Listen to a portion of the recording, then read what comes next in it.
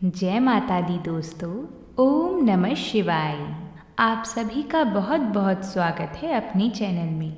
आज हम सभी कार्तिक मास महात्म्य का छठा अध्याय सुनेंगे। साथ ही में कार्तिक स्नान की कथा को भी सुनेंगे। बोलिए भगवान श्री हरि की जय हो। जिसकी सुनने से सब पाप नाश हो जाएं, कार्तिक महात्म्य का लिखूं छठा अध्याय।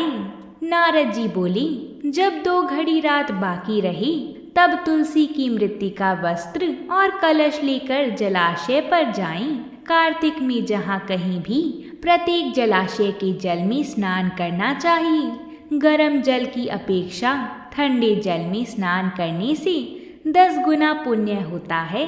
उससे 100 गुना पुण्य बाहरी कुएं के जल में स्नान करने से होता है। उससे अधिक पुण्य बावड़ी में और उससे भी अधिक पुण्य पोखर में स्नान करने से होता है।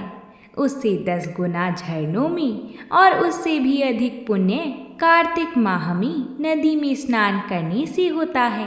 उससे भी 10 गुना पुण्य वहाँ होता है जहाँ 2 नदियों का संगम हो, और यदि कहीं 3 नदियों का संगम हो तब तो पुण्य की कोई सीमा ही नहीं है। स्नान से पहले भगवान का ध्यान करके स्नान अर्थ संकल्प करना चाहिए। फिर तीर्थ में उपस्थित देवताओं को क्रमश अर्घ आचमनीय आदि देना चाहिए। अर्घ मंत्र इस प्रकार है। हे कमलनाथ, आपको नमस्कार है। हे जलशायी भगवान, आपको प्रणाम है। हे ऋषिकेश, आपको नमस्कार है। मेरे दिए अर्घ को आप ग्रहण करें। वैकुंठ, प्रयाग तथा बद्रिका आश्रम में जहाँ कहीं भी भगवान विष्णु गए वहाँ उन्होंने 3 प्रकार से अपना पांव रखा था। वहाँ पर ऋषि, वेद, यज्ञों सहित सभी देवता मेरी रक्षा करते रहें। हे जनार्दन, हे दामोदर, हे देवेश, आपको प्रसन्न करने हेतु मैं कार्तिक मास में विधि विधान से ब्रह्म मुहूर्त में स्नान कर रहा हूँ। आपकी कृपा से मेरे सभी पापों का नाश हो। हे प्रभु, कार्तिक मास में व्रत तथा विधि पूर्वक स्नान करने वालों में तथा विधि पूर्वक स्नान करने वाला मैं अर्घ देता हूँ। आप राधिका सहित ग्रहण करें। हे कृष्ण, हे बलशाली, राक्षसों का संहार करने वाले भगवान, हे पापों का नाश करने वाली, कार्तिक मास में प्रतिदिन दिए हुए मेरे इस अर्घ द्वारा कार्तिक स्नान का व्रत करने वाला फल मुझे प्राप्त हो। तत्पश्चात विष्णु जी, शिव जी तथा सूर्य देव का ध्यान करके जल में प्रवेश कर नाभि के बराबर जल में खड़े होकर विधि पूर्वक स्नान करना चाहिए। गृहस्थी को तिल और आंवले का चूर्ण लगाकर तथा विधवा स्त्री व यति को तुलसी की जड़ की मिट्टी लगाकर स्नान करना चाहिए। सप्तमी, अमावस्या, नवमी, त्रयोदशी, द्वितीया, दशमी आदि तिथियों को आंवला तथा तिल से स्नान करना वर्जित होता है। स्नान करते हुए यह उच्चारण करें, जिस भक्ति भाव से भगवान ने देवताओं के कार्य के लिए 3 प्रकार का रूप धारण किया था, वही पापों का नाश करने वाले भगवान विष्णु अपनी कृपा से मुझे पवित्र बनाई। जो अमनुष्य भगवान विष्णु की आज्ञा से कार्तिक व्रत करता है उसकी इंद्र आदि सभी देवता रक्षा करते हैं, इसलिए वह मुझको पवित्र करें। बीजों, रहस्यों तथा यज्ञों सहित वेदों के मंत्र, कश्यप आदि ऋषि, इंद्र आदि देवता मुझे पवित्र करें। अदिति आदि सभी नारियां, यज्ञ सिद्ध, सर्प और समस्त औषधियों व तीनों लोकों के पहाड़ मुझे पवित्र करें। इस प्रकार कहकर स्नान करने के बाद मनुष्य को हाथ में पवित्री धारण करके देवता, ऋषि, मनुष्य तथा पितरों का विधि पूर्वक तर्पण करना चाहिए। तर्पण करते समय तर्पण में जितने तिल रहते हैं उतनी वर्ष पर्यंत व्रती के पितृगण स्वर्ग में वास करते हैं। उसके बाद व्रती को जल से निकालकर शुद्ध वस्त्र धारण करने चाहिए। सभी तीर्थों के सारे देवताओं का स्मरण करके भक्ति पूर्वक सावधान होकर चंदन, फूल और फलों के साथ भगवान विष्णु को फिर से अर्घ देना चाहिए। अर्घ के मंत्र का अर्थ इस प्रकार है। मैंने पवित्र कार्तिक माह में स्नान किया है। हे विष्णु भगवान, राधा रानी के साथ आप मेरे दिए अर्घ को ग्रहण करें। तत्पश्चात चंदन, फूल और तांबुल आदि से वेद पाठी ब्राह्मणों का श्रद्धा पूर्वक पूजन करें और बारंबार नमस्कार करें।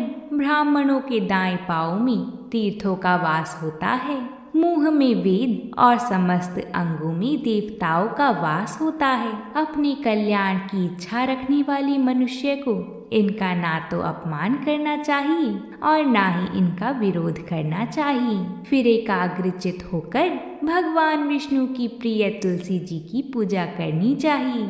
उनकी परिक्रमा करके प्रणाम करना चाहिए। हे देवी, हे तुलसी जी, देवताओं ने ही प्राचीन काल से तुम्हारा निर्माण किया है और ऋषियों ने तुम्हारी पूजा की है। हे विष्णु प्रिया तुलसी जी, आपको नमस्कार है। आप मेरे समस्त पापों को नष्ट करो। इस प्रकार जो मनुष्य भक्ति पूर्वक कार्तिक व्रत का अनुष्ठान करते हैं, वे संसार के सुखों का भोग करते हुए अंत में मोक्ष को प्राप्त करते हैं। इस प्रकार कार्तिक महात्म्य में हमने छठे अध्याय को भी संपूर्ण कर लिया है। अब हम कार्तिक स्नान की एक बड़ी ही पुण्यमयी कथा सुनते हैं। अगर आपने यहाँ तक कथा को सुन लिया है तो वीडियो को एक लाइक ज़रूर कर दें। आपके एक लाइक से हमें और कथाएं लाने का प्रोत्साहन मिलता है। और अगर आप हमारे चैनल पर नए आए हैं तो चैनल को सब्सक्राइब करके हमें सहयोग करें। हम आप सभी के लिए ऐसी ही व्रतों से जुड़ी कथाएं लाते रहते हैं। एक नगर में एक ब्राह्मण और एक ब्राह्मणी रहते थे। वह रोजाना 7 कोस दूर गंगा यमुना स्नान करने जाती थी। इतनी दूर आने जाने से ब्राह्मणी थक जाती थी। तब ब्राह्मणी कहती थी कि हमारे एक बेटा होता तो कितना अच्छा रहता। बेटे के बहू आती तो हमें घर वापस जाने पर खाना बना हुआ मिलता और बहू घर का काम भी कर देती। ब्राह्मणी की बात सुनकर ब्राह्मण ने कहा कि तूने बात तो सही कही है, चल मैं तेरे लिए बहू ला ही देता हूँ। ब्राह्मण ने कहा कि एक पोटली में आटा डालकर कुछ मोहरे रख दी। ब्राह्मण के कहे अनुसार ब्राह्मणी ने पोटली बांध कर दे दी। पोटली लेकर ब्राह्मण चला गया। ब्राह्मण अभी कुछ ही दूर गया था कि उसे यमुना के किनारे बहुत ही सुंदर लड़कियां दिखाई दी। वह सब रेत में घर बनाकर खेल रही थीं। उनमें से एक लड़की ने कहा कि मैं अपना घर नहीं बिगाड़ूंगी, मुझे तो रहने के लिए ही घर चाहिए। लड़की की बात सुनकर ब्राह्मण मन ही मन सोचने लगा कि बहू बनाने के लिए यही लड़की सही रहेगी। जब वह लड़की जाने लगी तो ब्राह्मण भी उसके पीछे पीछे उसके घर तक चला गया। वहां जाकर ब्राह्मण ने कहा, बेटी अभी कार्तिक मास चल रहा है, इसलिए मैं किसी के घर खाना नहीं खाता। मैं आटा लेकर आया हूँ, तुम अपनी माँ से पूछो कि क्या वह मेरे लिए आटा छानकर 4 रोटी बना देंगी। यदि वह मेरा आटा छानकर रोटी बनाएंगी तो ही मैं रोटी खाऊंगा। लड़की ने जाकर अपनी माँ से सारी बात कह दी। माँ ने कहा, ठीक है, जाकर बाबा से कह दी कि वह अपना आटा दे दें, मैं रोटी बना दूंगी। जब वह आटा छानने लगी तो आटे में से मोहरें निकली। वह सोचने लगी कि जिसके आटे में इतनी मोहरें हैं तो उसके घर में कितनी मोहरें होंगी। जब ब्राह्मण खाना खाने बैठा तो लड़की की माँ ने कहा, बाबा आप अपने लड़के की सगाई करने जा रही हो। तब ब्राह्मण ने कहा कि मेरा बेटा तो काशी में पढ़ने गया हुआ है, लेकिन यदि तुम कहो तो खांड कटोरे से विवाह करके तेरी बेटी को अपने साथ ले जाऊं। लड़की की माँ ने कहा, ठीक है बाबा, और खांड कटोरे से शादी करा के ब्राह्मण के साथ भेज दिया। ब्राह्मण ने घर आकर कहा, रामू की माँ दरवाजा खोल कर देख, मैं तेरे लिए बहू लेकर आया हूँ। ब्राह्मणी बोली, दुनिया ताने मारती थी, अब आप भी मारने लगे। हमारे तो 7 जन्म तक कोई बेटा बेटी नहीं है, तो बहू कहाँ से आएगी। ब्राह्मण ने कहा कि तू दरवाजा खोल कर तो देख। जब ब्राह्मणी ने दरवाजा खोला तो सामने बहू को खड़ा देखा। उसने बहू का स्वागत किया और आदर सत्कार से अंदर ले गई। अब ब्राह्मण और ब्राह्मणी स्नान करने जाती तो बहू घर का सारा काम करके और खाना बनाकर रखती। वह उनके कपड़े धोती और रात को पैर भी दबाती। इस तरह काफी समय बीत गया। ब्राह्मणी ने अपनी बहू से कहा कि बहू, कभी भी चूल्हे की आग मत बुझने देना और मटके का पानी खत्म मत होने देना। एक दिन की बात है, चूल्हे की आग बुझ गई। तब बहू भागी भागी अपनी पड़ोसन के पास गई और कहा कि मेरे चूल्हे की आग बुझ गई है, मुझे थोड़ी आग चाहिए। मेरे सास ससुर सुबह 4 बजे से गए हुए हैं। वह थके हारे आएंगी, इसलिए मुझे उनके लिए खाना बनाना है।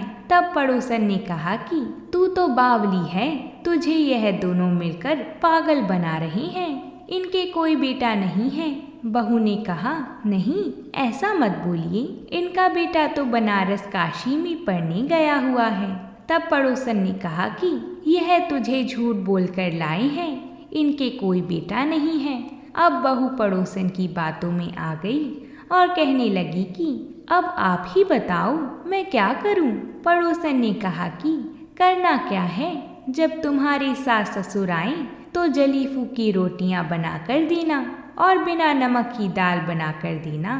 खीर की कड़छी दाल में और दाल की कड़छी खीर में डाल देना। वह पड़ोसन की सारी सीख लेकर घर वापस लौट आई। जब उसके सास ससुर घर आए तो उसने ना तो उनका आदर सत्कार किया, ना ही उनके कपड़े धोई। जब उसने सास ससुर को खाना दिया तो सास बोली, बहू, आज ये रोटियां जली फूकी क्यों हैं और दाल भी अलूनी है। तब बहू ने पलटकर जवाब दिया कि एक दिन ऐसा खाना खा लोगी तो कुछ बिगड़ नहीं जाएगा तुम्हारा। सास ससुर को खरी खोटी सुनाकर वह फिर से पड़ोसन के पास गई और बोली कि अब आगे क्या करना है। पड़ोसन ने कहा कि अब तुम सातों कोठों की चाबी मांग लेना। पड़ोसन के कहे अनुसार अगले दिन जब सास ससुर स्नान करने के लिए जाने लगे तो बहू अड़ गई कि मुझे तो सातों कोठों की चाबी चाहिए। तब ससुर ने कहा कि इसे चाबी दे दो, आज नहीं तो कल इसे ही देनी है। तब सास ने बहू को चाबी दे दी। सास ससुर के जाने के बाद जब बहू ने दरवाजे खोले तो उसने देखा कि किसी में अन्न भरा है, किसी में धन भरा है और किसी कोठे में बर्तन पड़े हैं। जब उसने सबसे ऊपर का 7वां कोठा खोला तो उसने देखा कि शिव जी और माता पार्वती, गणेश जी महाराज, लक्ष्मी माता जी, पीपल पथवारी माता, कार्तिक के ठाकुर, राय दामोदर, तुलसी जी का बिड़वा, गंगा यमुना व 33 कोटि देवी देवता विराजमान हैं। वहीं पर एक लड़का चंदन की चौकी पर बैठा माला जप रहा है। यह सब देखकर उसने लड़के से पूछा कि तुम कौन हो? तब लड़का बोला कि मैं तेरा पति हूँ, अभी दरवाज़ा बंद कर दे, जब मेरे माता पिता आएंगी तब दरवाज़ा खोलना। यह सब देखकर बहू बहुत खुश हो गई और 16 श्रृंगार कर सुंदर वस्त्र पहनकर अपनी सास ससुर का इंतज़ार करने लगी। उसने अपनी सास ससुर के लिए अच्छे अच्छे पकवान बनाई। जब उसके सास ससुर घर पर आई तो उसने उनका आदर सत्कार किया और प्रेम पूर्वक खाना खिलाया और पैर दबाने लगी। पैर दबाते दबाते बहू ने कहा कि माँ, आप इतनी दूर गंगा यमुना स्नान करने के लिए जाती हो तो आप थक जाती हो, इसलिए आप घर पर ही स्नान क्यों नहीं करती हो? यह सुनकर सास कहने लगी कि बेटी, गंगा यमुना घर पर तो नहीं बहती है। तब उसने कहा, हाँ माँ जी, बहती है, चलो मैं आपको दिखाती हूँ। जब बहू ने 7वां कोठा खोलकर दिखाया तो उसमें शिव जी, माता पार्वती, भगवान गणेश जी, लक्ष्मी जी महारानी, पीपल पथवारी माता, कार्तिक के ठाकुर, राय दामोदर, तुलसी जी का बिड़वा, गंगा यमुना बह रही हैं और 33 कोटि देवी देवता विराजमान हैं। वहीं चौकी पर बैठा एक लड़का माला जप रहा है। माँ ने कहा कि बेटा, तू कौन है? लड़का बोला, माँ, मैं तेरा बेटा हूँ। तब ब्राह्मणी ने पूछा कि तुम कहाँ से आई हो? लड़के ने जवाब दिया कि मुझे कार्तिक देवता ने भेजा है। बुढ़िया माई ने कहा कि बेटा, यह दुनिया कैसे मानेगी कि तू मेरा बेटा है। तब बुढ़िया माई ने कुछ विद्वान पंडितों से मदद मांगी। पंडितों ने कहा कि इस पार बहू बेटे खड़े हो जाएं और उस पार बुढ़िया माई खड़ी हो जाए। बुढ़िया माई ने चमड़े की अंगिया पहनी हो और छाती में से दूध की धारा निकलकर बेटे की दाढ़ी मूछ भीगे और पवन पानी से गठजोड़ा बंधी, तब मानी कि यह बुढ़िया का ही बेटा है। उसने ऐसा ही किया। चमड़े की अंगिया फट गई और छाती में से दूध की धारा निकलकर बेटे की दाढ़ी मूछ भीग गई।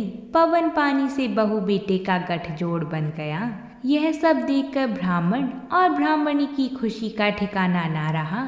हे कार्तिक के ठाकुर, जैसे ब्राह्मण और ब्राह्मणी को बहू बेटा दिया, वैसे ही सबको देना। कार्तिक मास की कथा कहने वाली, सुनने वाले को और हुंकार भरने वाले को सब पर अपनी कृपा करना। तो बोलिए कार्तिक ठाकुर जी की जय। अब हम पीपल पथवारी माता की कथा को सुनेंगे। पीपल पथवारी की कहानी कार्तिक मास में कही और सुनी जाती है। स्नान व पूजा करने के पश्चात पीपल पथवारी की कथा या पीपल पथवारी की कहानी सुनी जाती है। कार्तिक मास में स्नान, ध्यान व पूजा पाठ का विशेष महत्व माना गया है। इस माह में पूजा पाठ करने से सांसारिक पापों का नाश होता है और भगवान विष्णु की कृपा प्राप्त होती है। हम उम्मीद करते हैं कि आप सभी को ये कथा पसंद आई होगी। अगर आप सभी को हमारी और कथाएं भी सुननी हैं तो हमारी चैनल को सब्सक्राइब ज़रूर कर लें, जिससे आप सभी को हमारी चैनल पर आई हुई सारी कथाएं समय अनुसार मिल जाएंगी। तो अब हम आपसे कल मिलते हैं एक नई कथा के साथ। तब तक के लिए प्रेम से बोलिए जय माता दी।